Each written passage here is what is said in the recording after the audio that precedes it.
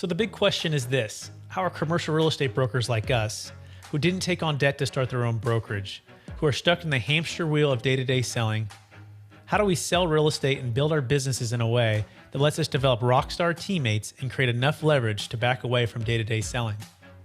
How do we get our services, ideas, and insights out into the world and yet still create passive wealth? That is the question, and this podcast will give you the answers. My name is Brett Swarts, and welcome to the Expert Commercial Real Estate Secrets Podcast. And so please welcome to the show with me, Max Keller. Hey, Max, how you doing? Hey, great. How you doing, sir? Hey, better than I deserve. Excited to have you on the show and to dive in with you a bit here. This is our short episode introducing the full show, but give our listeners a little bit about your current focus and a little bit about your backstory. Sure. Yeah. So, I was a full-time math teacher. I wanted, more out of life. I wanted to, grow my portfolio and my net worth. And it was just really hard to do that on a fixed income. So I got into real estate just passively, just from a part-time standpoint, and thought I was just, going to pick up a couple rentals a year and stay teaching. And then, I really found the love and the passion and excitement for real estate, and just went full time in a short amount of time, flipped about 100 houses, and started noticing that, whether it's from the passive side or the active side, I do both now.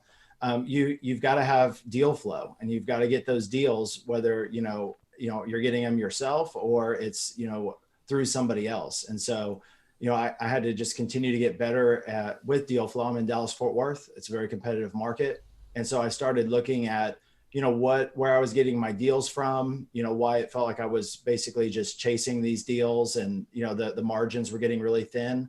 And so I started looking for, new and more innovative ways to get these deals. And, what happened for me was I noticed that, if I didn't have a consistent stream of deal flow, then, whether it was just an active deal I wanted to do, or if I needed something to roll into a 1031, it wasn't there. So I needed to always have a constant source of properties that were at a discount.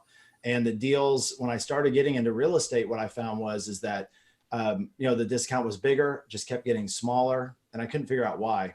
And, what I found is that, I was chasing the exact same, motivated sellers that all the other investors and all the other wholesalers were, and, and all the other buy and hold people were chasing too. And so I had to kind of figure out a better way to get leads and get better deals. So what I did was I just went through the deal stack that I had already done. And I was really looking for three things. I was looking for, deals that, the seller, first of all, I had to make a good profit on the deal. So I went back and did some analysis. I was like, okay, what deals do I have in my portfolio that I made really good profit on, had really good margin on?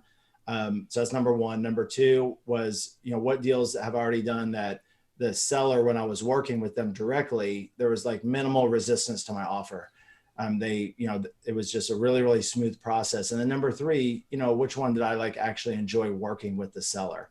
And when I went through all of my deals, I found that most of my deals, unfortunately, did not meet the criteria.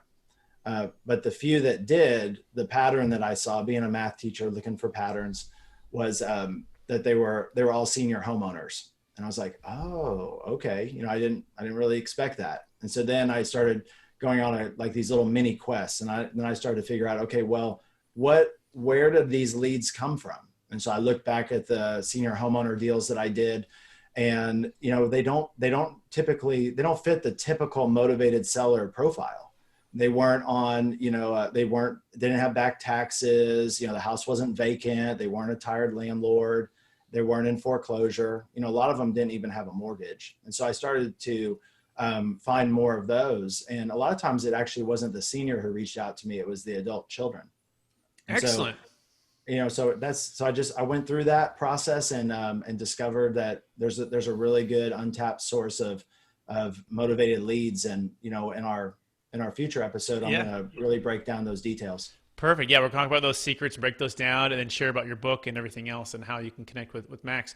In the meantime, we want to focus on the one big question and curious, overselling over 100 homes now and maybe helping others do the same thing. And, what's been the biggest frustration when it comes to capital gains tax deferral for yourself, a friend, a partner, or someone that you've known? Yeah. So I think the number one thing that I've experienced and my friends and folks in my community have experienced is timing. It's timing everything right to where, when you have to make that exchange, is there a property there? And if it isn't, there's just such a temptation to overpay. I was in a pretty good spot most of the time because I'm an active real estate investor. So I'm always, have deal flow and I can, put it in a house if I'm doing an exchange. But some of my friends were in the same situation. So they really relied on me and other active real estate investors to go out and aggregate that deal flow, so they can, get the best of both worlds. You want to get the tax benefit, but we don't want to get the tax benefit just, and then have to overpay for a property. So that was the thing that I just kind of kept seeing come up over and over again. Yeah. So the biggest frustration with capital gains tax deferral being the timing with the 1031 exchange, and the result being oftentimes or sometimes feeling like you've overpaid, or maybe you really did overpay because of that short window of 45 days to identify and 180 days to close. It is a common thing with the 1031. We call it the sell high, buy higher 180 days later. And our parents taught us to do the opposite, to actually sell high and buy low. But too often, if there's low inventory in this short time frame to identify properties within 45 days, it's difficult to trade out of those markets. You're trading in the same seller's market. Now, you might find a deal. You can always find a deal. Not to say you can't. And if you search hard enough and have enough leads like we're going to talk about, you can put yourself in a higher probability space of actually selling high and still buying low because you found a good deal. But it can be a challenge. And that's where we have a solution called the Deferred Sales Trust. It can save a failed 1031 exchange, and it can be an alternative completely. And it works for any property, whether it be a primary home, whether it be a business, whether it be stock, public or private, and whether it be commercial real estate as well. But we'll dig into that more on the next episode. In the meantime, Max, if people want to connect with you right now, they're saying, hey, I want to learn how to buy homes, and I want to learn how to flip homes, and I want to learn how to get seller leads. What's the best place for them to connect with you, Max? Yeah, so our website's good, and I'll give them a special link where I can give them access to some resources for free. It's Deals Chasing You, because that's what we want. We don't want to go chase deals. We want them to chase us, right? So it's Deals Chasing You /Brett with two Excellent. T's. Thank you. Yeah, and that's I love that.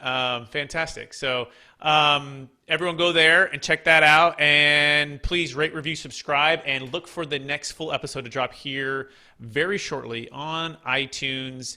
And if you're looking for any help with capital gains tax, go to capitalgainstaxsolutions.com to learn more. Or if you're a business professional listening to this, go to experttaxsecrets.com. Thanks so much. You have just listened to another information-packed episode of Expert Commercial Real Estate Secrets Podcast with Brett Swarts. We hope you enjoyed today's show and found it valuable. Visit expertcresecrets.com to access the show notes and to access more resources. That's expertcresecrets.com. Don't forget to leave a review and join us again next time.